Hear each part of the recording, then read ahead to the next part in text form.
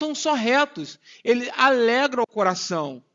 O mandamento do Senhor é puro, mas não é só puro, ilumina os olhos. E aí você vai percebendo, até o verso 11, ele fala que há grande recompensa em segui-lo. Verso 10, que os mandamentos são desejáveis mais que o ouro. Mas não só mais que o ouro, mais do que o ouro muito puro. Percebem claramente que há um progresso.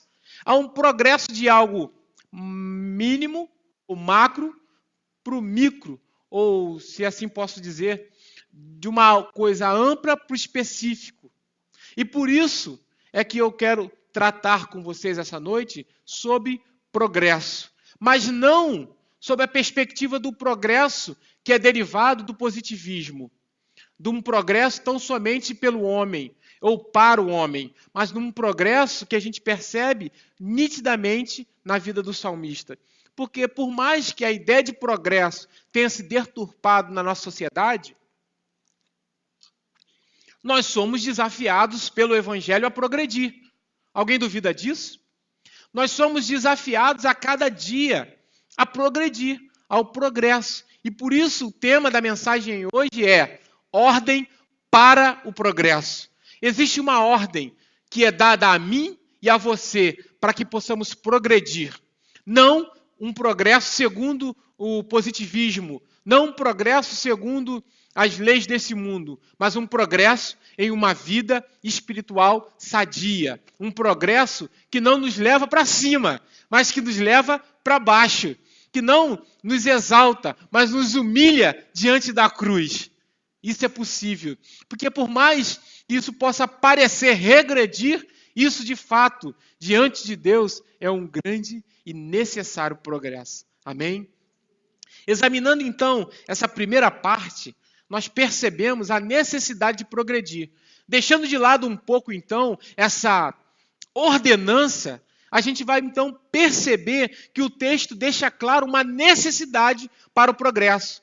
Porque se eu aqui estivesse tão somente instruindo vocês a essa necessidade imperial de progresso, vocês poderiam rejeitar. Mas o texto aqui é claro em dizer que há uma necessidade básica do cristão em progredir. Porque quando a gente percebe a primeira divisão, que nós chamamos desde o início do primeiro volume, a gente percebe que ela não é suficiente.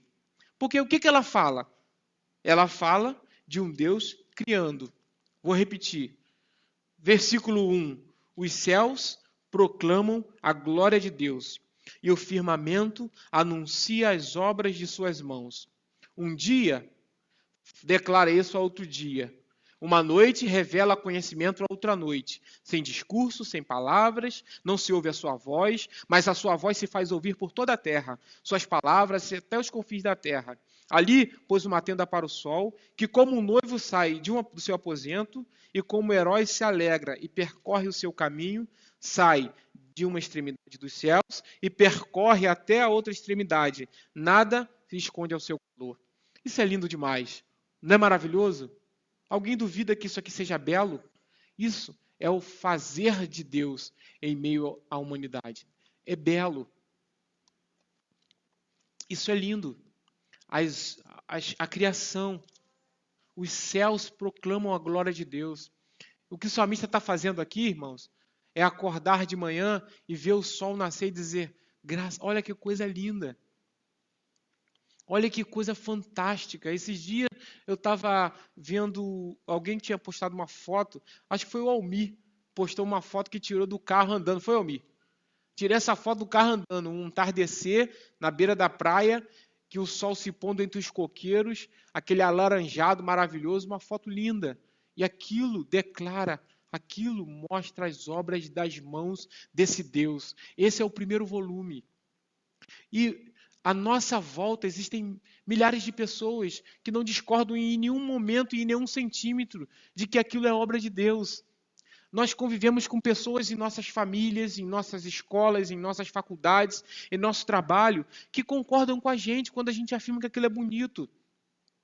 Que concordam conosco em dizer que aquilo ali é obra de Deus. No entanto, eles não professam a mesma fé.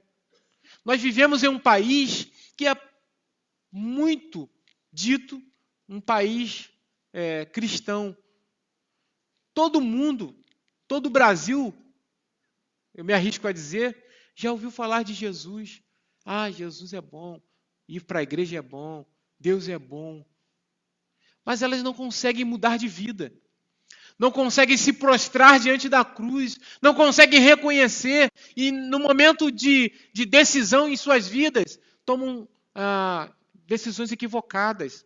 Não conseguem discernir entre a mão direita e a mão esquerda, mas reconhecem na natureza a mão de Deus e afirmam categoricamente que aquilo foi Deus que fez.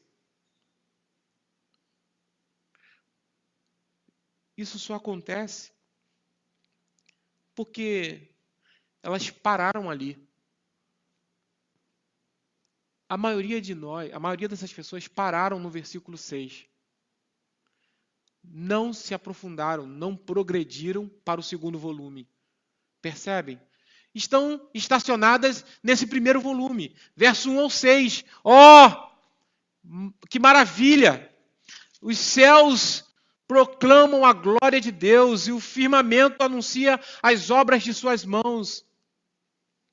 É um perigo estacionar no primeiro volume. Porque apesar de apontar para Deus, ele é deficiente. Ele não é deficiente no sentido de cumprir o seu papel. Porque ele cumpre o seu papel. E sabe qual é o papel do primeiro volume? Qual é o papel da natureza? Capítulo 1, verso 20. Pode passar para mim, Rafa? Eu já estou aqui na primeira parte, que fala sobre a excelência da criação. Pode passar. Romanos, capítulo 1, verso 20. Pois os seus atributos invisíveis, o seu eterno poder e divindade, são vistos claramente desde a criação do mundo e percebidos mediante as coisas criadas, de modo que esses homens são indesculpáveis. Sabe qual é o propósito do primeiro volume? Sabe qual é o propósito dessa primeira fala de Deus, ou desse primeiro livro de Deus exposto e escrito na natureza? É tornar os homens indesculpáveis.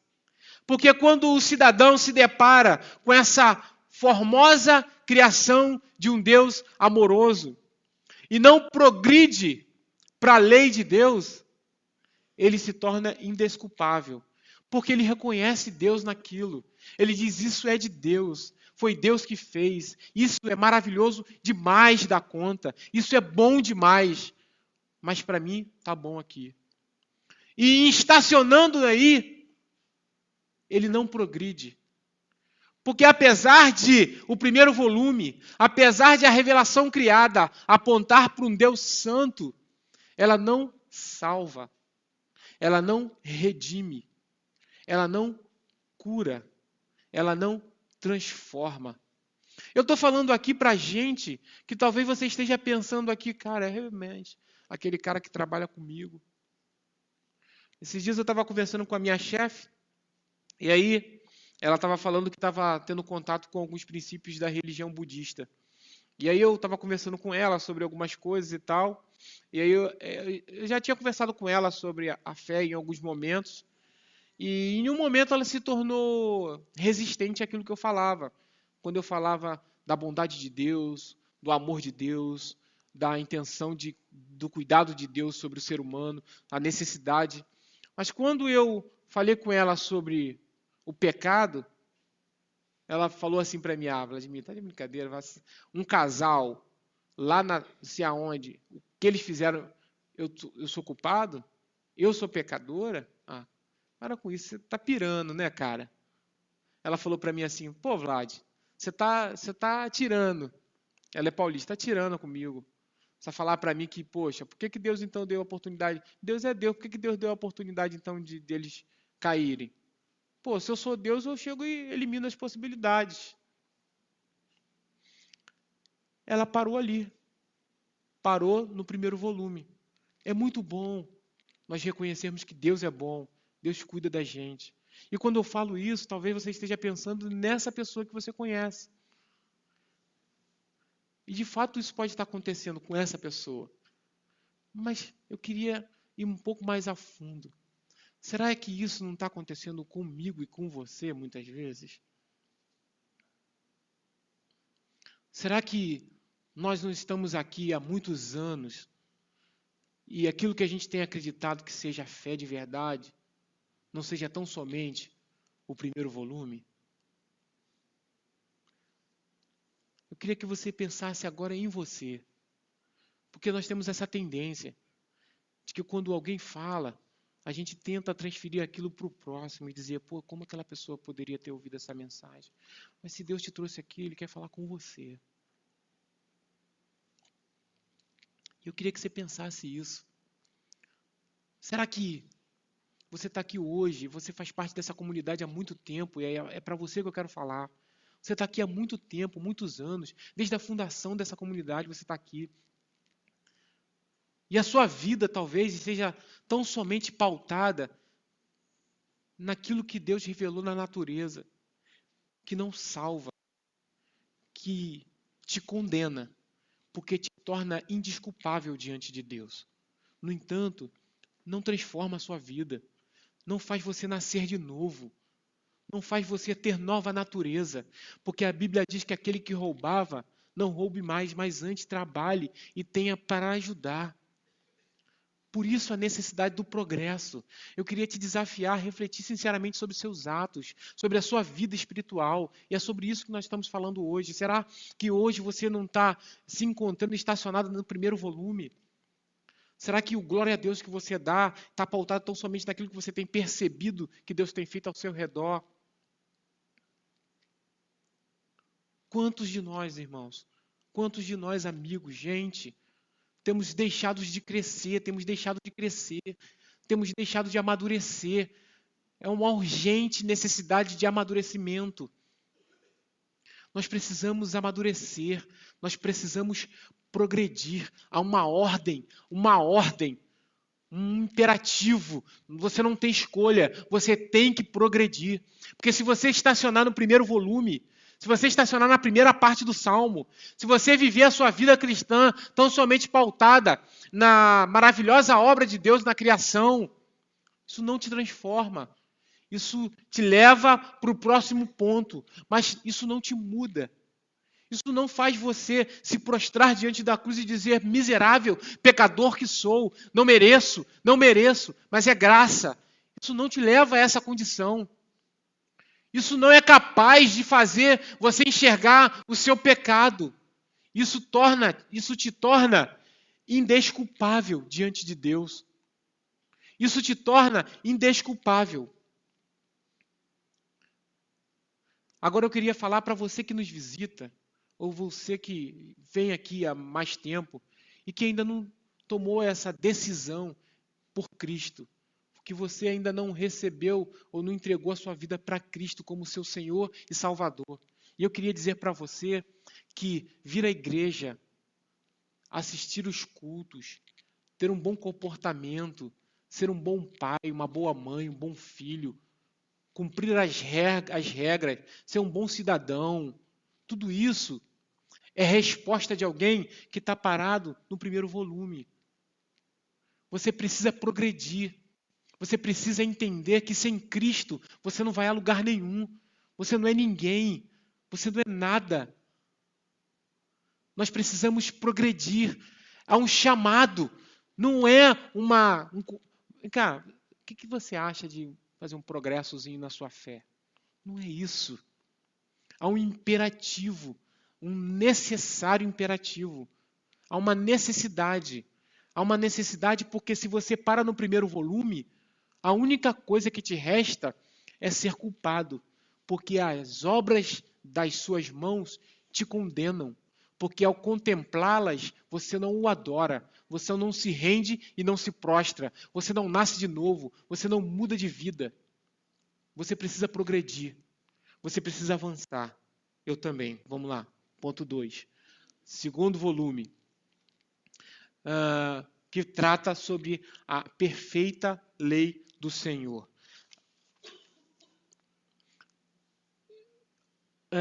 Marcos capítulo 8, Eu queria que você ouvisse, Marcos capítulo 8, verso 31.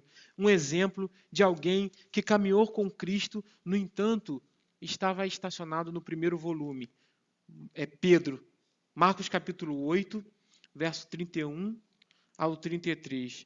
Diz assim, E começou a ensinar-lhes, Jesus ensinando, e que era necessário que o Filho do Homem sofresse muitas coisas, fosse rejeitado pelos líderes religiosos, principais sacerdotes e escribas, fosse morto e depois de 3 dias ressuscitado. E ele dizia isso abertamente, mas Pedro, chamando-o em particular, começou a repreendê-lo. Ele, Jesus, porém, virando-se e olhando para seus discípulos, repreendeu Pedro dizendo, para trás de mim, Satanás, porque não pensas nas coisas de Deus, mas sim nas coisas dos homens. Sabem quem é esse cara? Pedro, discípulo de Jesus. Já estava andando com Jesus já há um tempo, aproximadamente 2 anos, 2 anos e meio, vivendo com o mestre, mas estava estacionado no primeiro volume. Sabe quando Pedro progrediu? Porque existe um outro episódio mais à frente que Jesus disse assim, Pedro, você vai me negar 3 vezes antes que o galo cante. Pedro falou, de maneira nenhuma te negarei, Senhor. Estava no primeiro volume, acreditando. Porque o primeiro volume não... Sabe o espelho? O espelho é fantástico. O espelho é maravilhoso. Porque o espelho mostra de fato quem nós somos. E a palavra de Deus diz que quando nós conhecemos a palavra e não a praticamos, somos semelhantes àquela pessoa que se contempla no espelho e logo se vai e quando passa já não se lembra mais da sua imagem. Quando você não se lembra mais quem você é, você passa a agir como se você fosse mais ou menos de quem realmente você é. Você tem uma ideia errada de si mesmo. E o primeiro volume, ele não tem essa qualificação de espelho. A lei do Senhor, sim. O primeiro volume não nos diz quem realmente somos. Ele nos condena, mas não nos mostra realmente quem somos. Pedro estava acreditando que era mais do que era. E ele dizia, de maneira nenhuma te negarei. Quando ele se depara com o seu pecado, ele chora amargamente. E aí ele é capaz de confessar, Senhor, Tu és o Cristo, Filho do Deus vivo. Por isso é necessário nós progredirmos, irmãos. O contato com o pecado fez Pedro se transformar.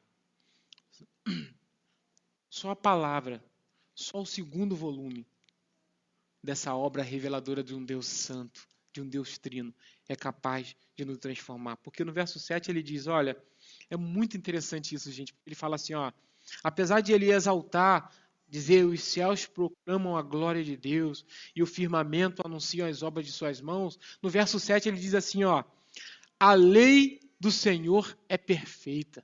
A lei do Senhor é perfeita, porque ela restaura a alma. O testemunho do Senhor é fiel e dá sabedoria aos simples. Os preceitos do Senhor são retos e alegram o coração. O mandamento do Senhor é puro e ilumina os olhos. O temor do Senhor é limpo e permanece para sempre. Os juízos do Senhor são verdadeiros e inteiramente justos. São mais desejáveis que o ouro, sim, do que o ouro puro, mais doce do que o mel que goteja dos favos.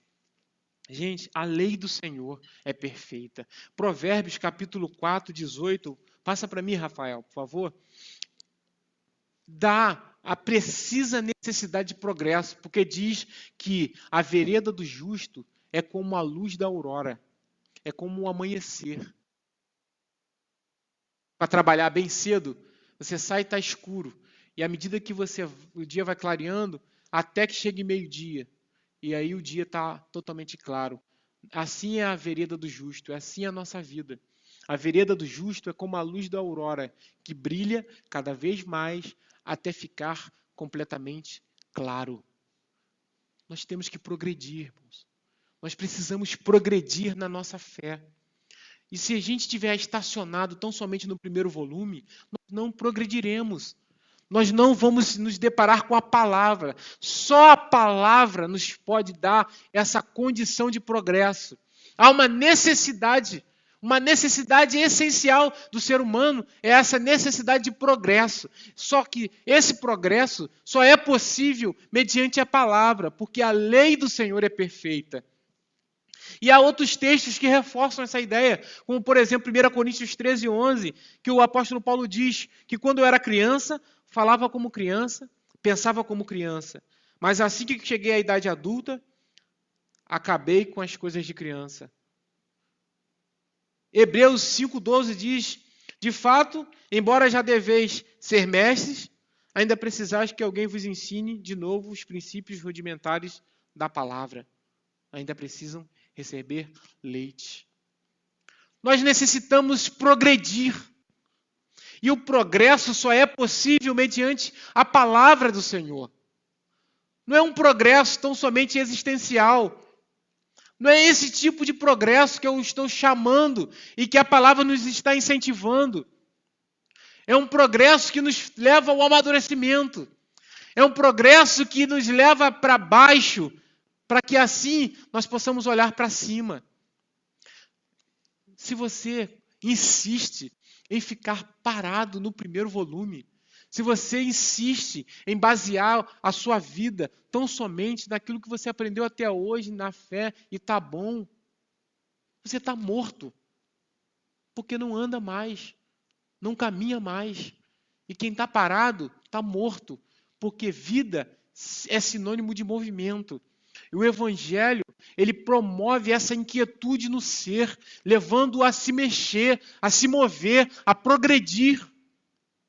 Por isso eu os cumprimentei na abertura com a graça e com o incômodo do Espírito Santo, porque ele precisa nos incomodar a esse movimento, porque você precisa crescer, você precisa progredir, você precisa avançar.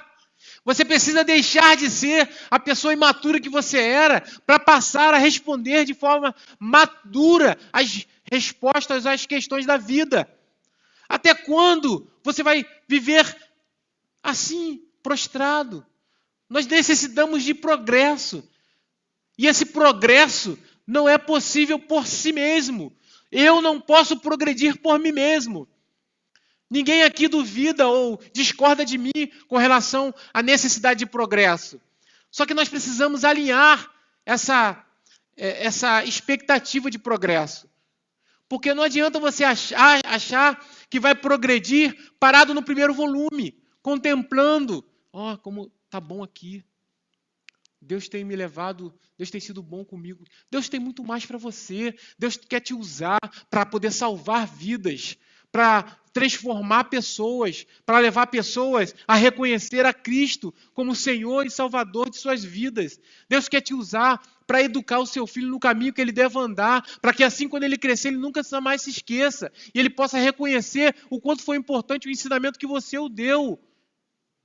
Deus quer te usar para poder alcançar essa cidade de São Gonçalo de maneira que ela seja de fato transformada. Deus quer te usar na sua faculdade, onde quer que você esteja. Só que você precisa se entender, ou entender que é mediante a lei que é perfeita. Porque sabe que uma das características da lei é mostrar quem de fato nós somos? Quando a gente se depara com a palavra de Deus, ela mostra com precisão quem realmente nós somos. Não quem nós imaginamos ser, mas quem de fato somos. Pecadores, carentes, necessitados. É fabuloso o texto bíblico quando a gente percebe a progressão e o incentivo que ele dá para que haja um progresso na nossa vida.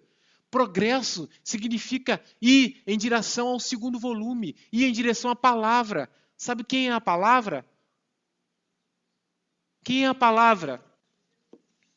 Ele é o verbo que se fez carne. Ele é a palavra. Cristo, o verbo que se fez carne e habitou em nosso meio. Cristo é Cristo Jesus. Ele pode promover progresso na minha vida e na sua vida. Ele pode promover transformação. Ele pode nos tirar dessa apatia na qual nós nos encontramos.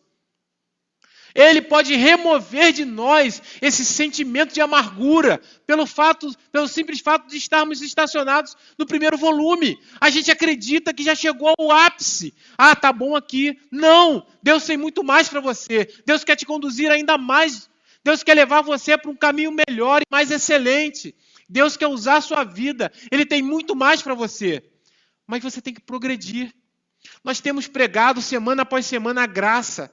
Agora há pouco eu estava conversando com o pessoal da classe de integração e falávamos sobre essa graça que nos alcança e nos faz ser o que somos, independente do que fazemos. E às vezes nós caímos no engano de acreditar que por conta disso nós não temos que fazer nada. Mas não é isso que nós percebemos no salmista. Porque quando a gente percebe a atitude do salmista Davi, mediante toda essa revelação na qual ele se encontra, a gente percebe que ele teve uma atitude. E qual foi a atitude de Davi quando se depara com o primeiro volume? Percebe então a necessidade de se conectar com o segundo, com a palavra. E ao conectar-se com o segundo volume, ao conectar-se com a palavra, qual é a atitude dele? Qual o progresso que ele faz? Versículo 12. Pode passar, é a terceira parte do texto. Ele ora. Olha que coisa maravilhosa. Ele diz: quem pode discernir os seus próprios erros? Olha na sua Bíblia, versículo 12. Quem pode discernir os seus próprios erros? Sabe o que ele está fazendo? Ele está dizendo: Senhor, eu sou tão imperfeito que nem os meus próprios erros sou capaz de enxergar. Ele diz: Senhor, quem pode discernir os seus próprios erros? Quem? Porque, como pecador que sou, acredito a cada instante que sou melhor do que realmente sou. E eu não sou tão bom assim. E o pecado em nosso coração é tão pernicioso, irmãos, que até aquilo que a gente faz nos leva a nos envaidecer. Porque quando passamos uma semana de, suponhamos, beleza, poxa, o Vlad pegou essa semana e ele me desafiou a ter uma vida de progresso, e essa semana eu vou progredir. E vou tirar um tempo de oração a cada dia, e vou orar, e vou orar, e vou ler a Bíblia e tal. E no final daquela semana, quando nós nos encontrarmos na semana que vem, é bem possível e bem provável que você se sinta tão envaidecido por aquela semana que você passou orando, que você se sinta superior ao teu irmão. Isso não acontece com você só, acontece comigo. Por isso o salmista diz: olha, miserável homem que sou. O apóstolo Paulo que disse, o salmista diz: quem pode discernir o seu próprio erro? Tendo encontrado o segundo volume, a lei que é perfeita, a atitude dele é essa: olha, eu não sou nada, eu não sou ninguém, eu sou como alguém despido diante de ti, Senhor. Não há nada em mim que me qualifique como nada. Eu necessito tão somente de ti. Não sou melhor do que ninguém. Sou pior do que qualquer pecador que já existiu sobre a face da terra. Eu necessito de ti. Primeira atitude. E ele continua orando dizendo: absolve-me dos que me são ocultos. Deus o condiciona a tal situação que ele sabe que mesmo os pecados que ele confessa, mesmo aqueles que ele confessa, ele deixa passar alguns. E ele diz: até aqueles que me são ocultos. E ele reconhece que ele precisa de Deus, ele precisa de Cristo. E o progresso que nós somos desafiados a ter nessa noite é esse.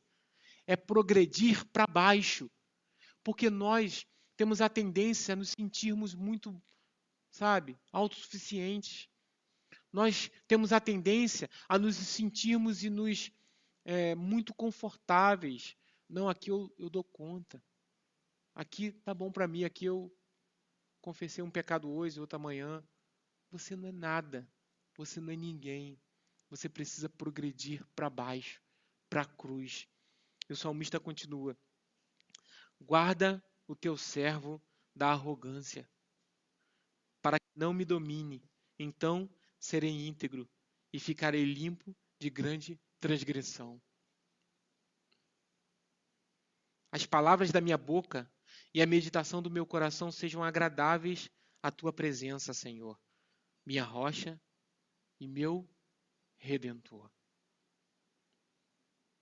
Sabe por que ele finaliza o salmo dizendo minha rocha e meu redentor, meu salvador?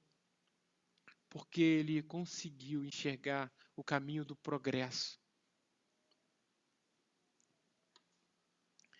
A palavra de Deus diz, irmãos, que Cristo é a videira e nós somos os ramos. Todo ramo que está ligado a ele e dá fruto é podado e continua dando mais frutos. Aqueles que não dão frutos, poderia dizer aqueles que não progridem, são arrancados e lançados no fogo. A gente perde a realidade ou a verdade da necessidade de progresso. A gente brinca com isso, como se isso fosse uma mentirinha ou como se não fosse tão verdade assim. Nós precisamos progredir. Nós precisamos mudar de vida. Eu e cada um aqui presente precisa ter frutos de arrependimento. Nós precisamos ter uma vida nova, nascer de novo. Frutos de um arrependimento, de um novo nascido, não aquilo que a gente quer. Porque assim, enquanto nós vivermos fazendo aquilo, não, até aqui eu vou porque para mim dá. De lá para cá você está sendo muito, como é que é o termo? Muito exagerado, muito, não é esse o termo que eu quero usar. Muito radical, obrigado. Até aqui, daqui dá bom, para lá você está sendo muito radical. Você está no primeiro volume. Você está na contemplação da beleza da criação. Mas isso não te salva. Isso não te transforma. Isso não te leva para os pés da cruz. Eu queria mais 2 textos para terminar. Um é aquele da figueira. Eu não queria ler, mas existe um episódio no Evangelho de Marcos, capítulo 11, verso 12, se você quiser ler, em que Jesus passava e ele contemplava ao longe uma figueira. E aí ele, tendo fome, se dirigiu àquela figueira para poder colher figos dela. Chegando lá, ele percebeu que ela não tinha figos para serem colhidos. E ele vai, amaldiçoa a figueira e diz, nunca mais colham figos de ti. E aí, em um tempo depois, os discípulos passando por aquele caminho percebem que aquela figueira havia secado e morrido. Muitos fazem algumas interpretações equivocadas sobre esse texto. O que Jesus nos ensina ali é o seguinte, aquela figueira, ela tinha cara, aparência, cheiro de quem estava frutificando. Porque existe um período próprio para que a figueira possa frutificar. E o seu aspecto de frutífera, ou de estar frutificando, se percebe ao longe. Você olha e vê, aquela figueira tem frutos. E foi o que aconteceu. Só que quando Jesus chega perto dela, ela não tinha frutos. Isso tem a ver comigo e com você. Quando muitas vezes nós temos cheiro de quem tem nascido de novo. A gente tem aparência de um nascido de novo. Mas a gente não tem os frutos de quem é nascido de novo. Nós precisamos progredir, irmãos. Nós precisamos abandonar o conforto do primeiro volume e caminhar se deparando com a lei de Deus. Eu não vou enganar vocês. Isso dói. Isso dói na carne, porque mudança é trauma. Não é algo confortável, não é algo que você vai sentir prazer no primeiro instante, mas é algo necessário. Você precisa mudar. Você precisa nascer de novo. Você precisa ser transformado. Por mais que doa, por mais que você sinta vontade de parar, há uma necessidade básica do ser humano de progredir.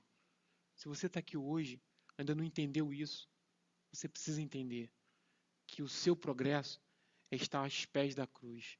Só assim você vai ser de fato alguém. Só assim nós somos seres humanos. E para fechar, eu queria ler, que está no slide, versículo de 1 Timóteo 4,15. Ocupa-te dessas coisas, dedica-te inteiramente a elas, para que todos possam ver o teu progresso. Vou repetir. Ocupa-te dessas coisas, dedica-te inteiramente a elas, para que todos possam ver o teu progresso. O seu progresso não é algo que fica oculto, é algo que vai para fora e que glorifica a Deus. Amém? Você precisa progredir. Nós precisamos progredir. Porque se você não progride, você adoece. A doença é algo natural daqueles que não vão amadurecer. Só para fechar, todos aqui gostam de pipoca. Quando você faz a pipoca, você põe todos os milhos na panela no óleo. Só que quando você tira a pipoca, algumas pipocas ou alguns milhos estouram e viram pipoca e alegram. Outros milhos não estouram. E o que acontece com eles? Ficam mais duros. E só servem para quê? Para ser lançados fora. Isso é uma verdade contida em toda a palavra. Porque a Bíblia diz que nós somos sal do mundo. E o sal, se não progredir, se não salgar, se o sal não salgar, ele serve para ser lançado fora e pisado pelos homens. Isso é muito sério. Você que está aqui precisa entender o seu papel de sal. Você precisa entender a necessidade de progresso no Evangelho. Amém? Eu queria orar. Obrigado pela atenção de todos. Curva a sua cabeça. Eu queria que você se sentisse de fato desafiado nessa noite. Eu não queria que você chegasse ao final concluindo que tenha sido legal aquilo que você ouviu, sabe? Foi muito legal. Não é isso o nosso objetivo.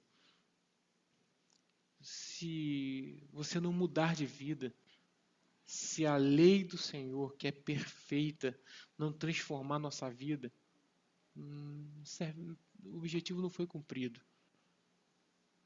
Nós precisamos amadurecer.